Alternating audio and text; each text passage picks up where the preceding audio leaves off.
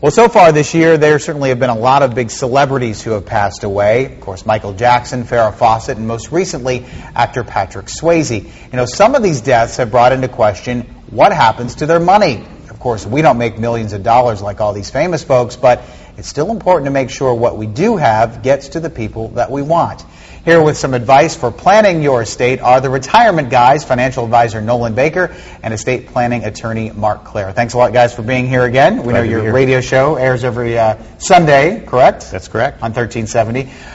You know, hearing about all these deaths, you know, there are a lot of people out there that don't have plans. What happens if you die suddenly and you don't have anything designated?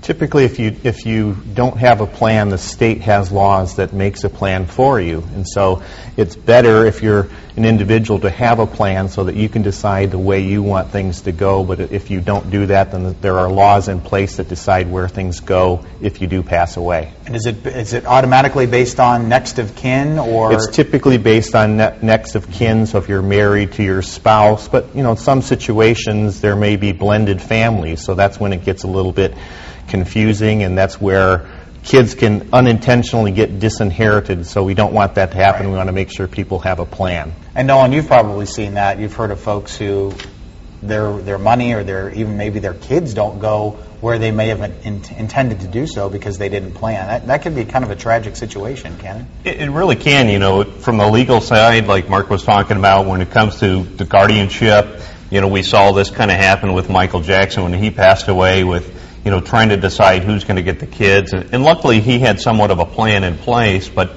we oftentimes find out as well when people get remarried, there's the issues of, you know, unfortunately possibly leaving out the kids with beneficiary designations. And there's really a lot to think about when how to set it up. And, you know, today families are so unique and everybody has their own set of situations that it's not really one set of rules applies to everybody. Right. So with a will, you're not only talking about money, but you actually designate who your children would go to if the unexpected happens. So that, I mean, maybe to me that's more important than money, but they're both very important, obviously. Yeah, you know, planning for your family is very important, and making sure that you put that together in a well thought out plan. Oftentimes what people don't think about as well is that there's many things that pass outside of your will as well. For example, your retirement accounts. So if you have a 401k or an IRA or life insurance or an annuity account, those things are going to have a named beneficiary, and those things are going to pass, you know, typically outside of your estate design. So a lot of times people don't think about coordinating their overall financial situation with what they put together in their legal plan, which is tend to be the way that we try to look at things. Right. And Mark, is it pretty easy to get a will together? Does it cost a lot of money? It's easy to do. I mean, it doesn't cost a lot of money. I mean, the typical estate plan can be a few $100s if you just need a simple will. And what the other documents that are important are a durable power of attorney and a health power of attorney and living will. Those are documents that deal with incapacitation if you don't die but something happens and somebody needs to step in and handle your affairs. So for a few $100s you can get basic documents done. Sometimes it's several $1,000s if we want to do a plan that has more complexity to it. And how soon, Mark, would you say folks should get a will going? And do they have to be married? Can you just do it when you're single too? Is it important to do How soon is yesterday. They should have it done right away. You know, it's more important as you accumulate assets. It's really important if you're married and you have children to make sure that you have your guardian's name, but everybody should have some type of plan in place right away.